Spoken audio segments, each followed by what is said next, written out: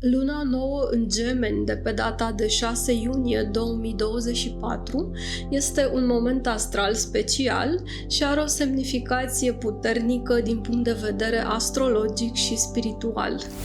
Căzând sub semnul de aer al Gemenilor, acest moment îți va hrăni nevoia de schimbare. Dacă te simți blocat, gândește-te la această lună nouă ca la o mână întinsă gata să te ajute să ieși din impas. Dacă luna plină reprezintă apogeul energetic al ciclului lunar, luna nouă este opusul. Este un moment de resetare.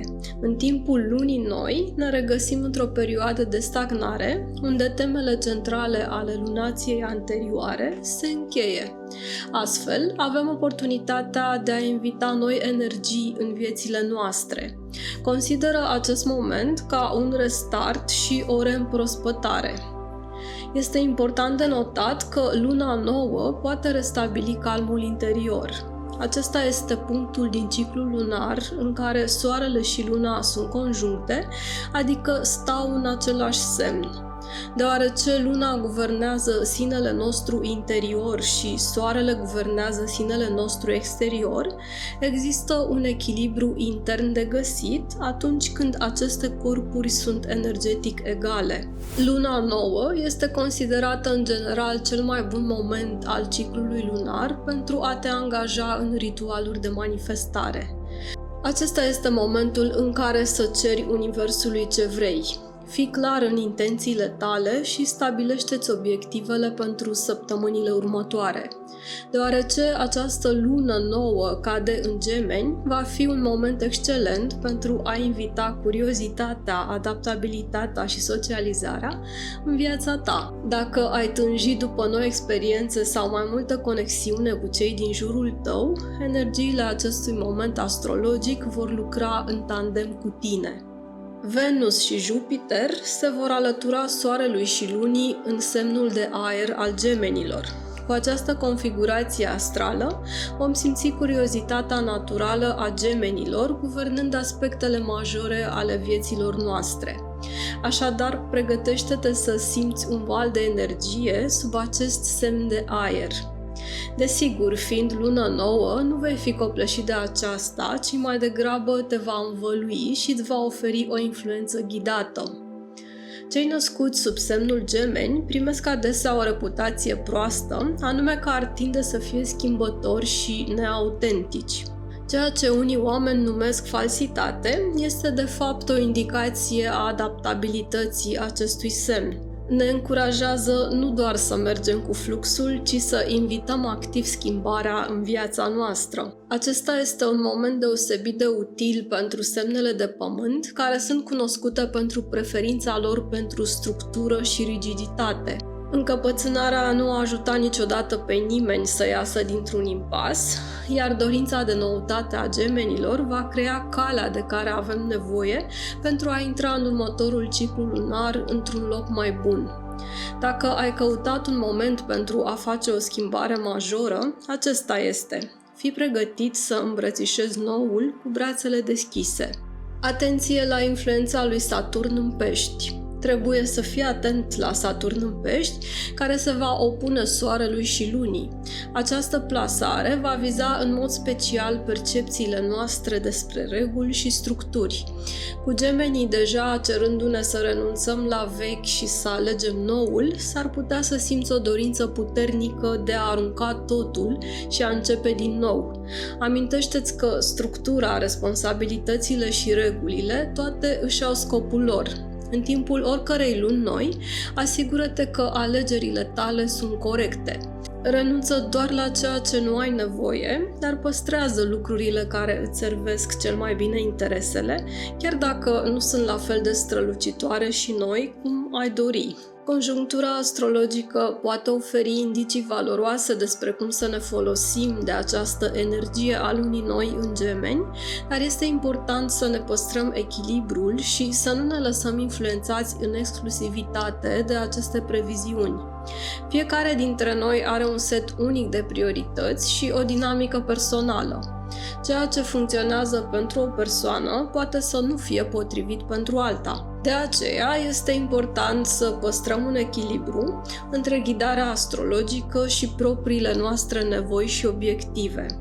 Fii deschis la noi perspective și explorări, dar rămâi centrat pe ceea ce contează cu adevărat pentru tine. În acest fel vei putea să te bucuri de beneficiile acestei luni noi, fără a-ți compromite echilibrul și pacea interioară. Nu lăsa previziunile astrologice să te conducă pur și simplu. Folosește-le ca pe un instrument de introspecție, dar ia deciziile bazându-te pe ceea ce simți tu că este corect pentru tine. Ascultă-ți intuiția și acordă-ți timp să evaluezi ce anume îți aduce pace și echilibru. Căutând constelația Gemenilor pe cer, deschidem o fereastră către o întreagă lume de mituri, istorii și conexiuni cosmice. În era modernă, în care agitația și tehnologia pot să eclipseze ușor conexiunea noastră cu natura și cosmosul, cunoașterea constelațiilor ne reamintește de măreția și complexitatea Universului.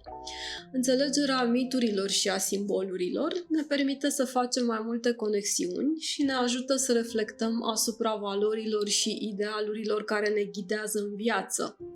Ar fi bine să nu ignorăm imaginea de ansamblu pentru că aduce claritate.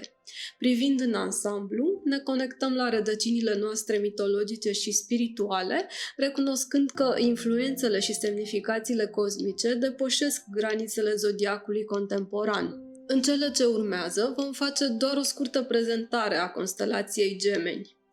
Gemenii sau Gemini este o constelație aflată între Taur și Rac, deasupra brațului întins al lui Orion. Cele două stele cele mai ușor de recunoscut în această constelație sunt Castor și Pollux, simbolizând Gemenii. Constelația Gemini face parte din cele 48 de constelații originale cartografiate de Ptolemeu și este inclusă în cele 88 de constelații moderne, recunoscute de Uniunea Astronomică Internațională. În această constelație se găsesc probabil cele mai multe stele duble sau gemene, cum ar fi 13 Geminorum, Zeta Geminorum, 38 Geminorum sau Kappa Geminorum. Acest lucru sugerează că denumirea constelației și a semnului din zodiac asociat nu este întâmplătoare, evidențiind un nivel de civilizație și înțelegere mult mai avansat nouă, pe care cei care au inițiat cunoașterea umană cu multe generații în urmă îl dețineau. În antichitate, constelația Gemenilor era de o importanță crucială, marcând primăvara și începutul fiecărei luni în calendarul lunar arhaic. Babilonienii, încă din jurul anului 8000 înainte de Hristos, foloseau aceste stele ca reper și își întocmeau calendarele după această lună nouă la fiecare echinocțiu de primăvară din era Gemenilor. Se crede că această eră a fost asociată cu tranziția de la viața tribală și nomadă la o viață sedentară, marcând apariția primelor așezări umane permanente și dezvoltarea culturii umane. Dar să vedem de unde provine numele acestui semn și care sunt originile sale. Numele Gemeni derivă din mitologia greacă, având legătură cu doi frați legendari, Castor și Pollux. Acești frați au fost figuri importante în mitologia greacă și romană, iar povestea lor este strâns legată de originea semnului Gemeni. Castor și Pollux erau cunoscuți și sub numele de Dioscuri și, după cum vom vedea, aceștia au fost menționați și în Biblie, în Faptele Apostolilor. Leda și lebăda este o temă din mitologia greacă, în care Zeus s-a transformat într-o lebădă și a sedus-o pe frumoasa muritoare Leda. Una dintre legendele legate de Leda povestește că, în urma unirii cu Zeus, ea a făcut 2 ouă din care au ieșit câte 2 prunci. Clitemnestra și Pollux, Elena, pe care o știm drept Elena din Troia, și Castor. Dintre aceștia, 2 erau muritori, aparținând lui Tindar, iar 2 erau nemuritori, semănând lui Zeus. Ne vom referi la cei 2 frați, de al căror nume se leagă constelația Gemenilor. Conform legendei, Castor a fost fiul lui Tindar, regele Spartei, iar Pollux a fost fiul lui Zeus. Prin urmare, Castor a fost un muritor, iar Pollux a fost un semizeu. Castor și Pollux au fost cunoscuți pentru curajul și abilitățile lor în luptă. Ei au participat la numeroase aventuri împreună, de la salvarea unor prinți răpiți la lupte împotriva creaturilor mitologice. Una dintre cele mai cunoscute aventuri ale lor a fost participarea la expediția Argonauților, unde au navigat alături de legendarul erou Iason pentru a obține Luna de Aur. După moartea lui Castor într-o luptă, Pollux a fost devastat de pierderea fratelui său și a cerut lui Zeus să-l readucă pe Castor înapoi la viață. Într-o manifestare de compasiune, Zeus i-a oferit lui Pollux o alegere: fie să-i aducă pe amândoi frații în lumea zeilor, fie să îi permită lui Castor să trăiască o zi în lumea muritorilor și una în cea a zeilor. Pollux a ales a doua variantă, ceea ce a condus la alternanța lor între lumea muritorilor și cea a zeilor. Această legendă a inspirat numele și simbolismul semnului gemenilor. Imaginea celor doi frați care împart o viață împreună, cu Castor reprezentând viața umană și Pollux reprezentând partea divină sau spirituală, reflectă dualitatea și schimbarea caracteristică semnului zodiacal. Gemenii sunt adesea considerați a fi ambivalenți, adaptabili și plini de energie, caracteristici care reflectă povestea mitologică a fraților Castor și Pollux. În Biblie, la Faptele Apostolilor din Noul Testament, găsim o mențiune despre gemeni în contextul unei călătorii a apostolului Pavel către Roma, versetul 28-11. Citez: după o ședere de 3 luni, am pornit cu o corabie din Alexandria care iernase în ostrov și care purta semnul Dioscurilor.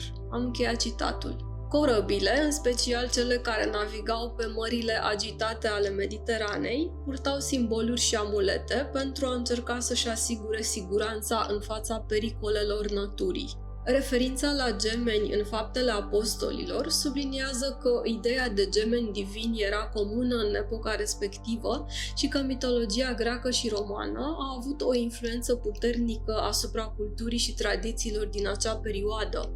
Mai mult decât atât, mențiunea poate fi interpretată ca un simbol al protecției divine și al călăuzirii în timpul călătoriilor spirituale sau fizice. Faptul că semnul Dioscurilor apare în Faptele Apostolilor subliniază conexiunea dintre tradițiile și credințele antice și spiritualitatea creștină timpurie. Mitul legendar al fraților Romulus și Remus, fondatorii Romei, este de asemenea legat de constelația Gemenilor, iar momentul punerii pietrei de temelie a Romei a coincis cu tranzitul nodului nord al lunii prin steaua fixă Megbuda.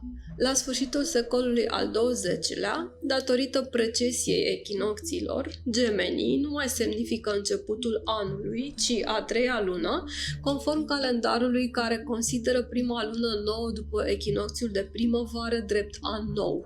În tradiția ezoterică se acordă o atenție deosebită celor numiți azvini, respectiv Nasatya și Dasra, cunoscuți în spiritualitatea hindusă, drept cuplul celor doi vindecători divini. Ei sunt considerați atât entități spirituale înalte, cât și ființe umane care au realizat acte de vindecare remarcabile în lumea fizică, acțiuni de vindecare care depășesc cu mult, inclusiv realizările medicinii actuale. Simbolismul lor complex a contribuit la extinderea semnificației constelației gemenilor. Tradițiile vechilor civilizații susțin că gemenii, împreună cu axa lor extinsă către Săgetător, au guvernat lumea dispărută a Lemuriei în urmă cu aproximativ 200.000 de ani. Urmașii acestei lumi pierdute sunt considerați a fi popoarele asiatice precum chinezii, vietnamezii, coreenii și japonezii, care manifestă trăsături distincte față de restul populației globului.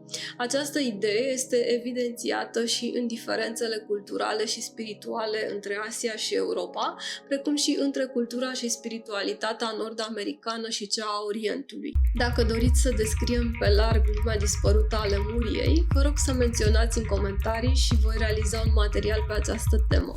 În concluzie, constelația Gemenilor nu este doar un punct luminos de pe cerul nopții, ci și o fereastră către trecutul nostru mitologic și spiritual, oferindu-ne oportunitatea de a contempla misterele Universului și semnificația existenței noastre în cadrul său vast. Căutarea înțelepciunii dincolo de zodiac ne amintește că suntem parte a unui întreg complex. În lumina constelației Gemenilor, descoperim că suntem legați de univers nu doar prin data nașterii, ci și prin istoria și miturile care au călăuzit umanitatea de-a lungul timpului. Dacă acest material ți s-a părut interesant, te rog să îi acorzi un like. Pentru acces simplu la conținut similar, te poți abona la acest canal de YouTube și prin activarea clopoțelului vei fi notificat de fiecare dată când un material nou este publicat.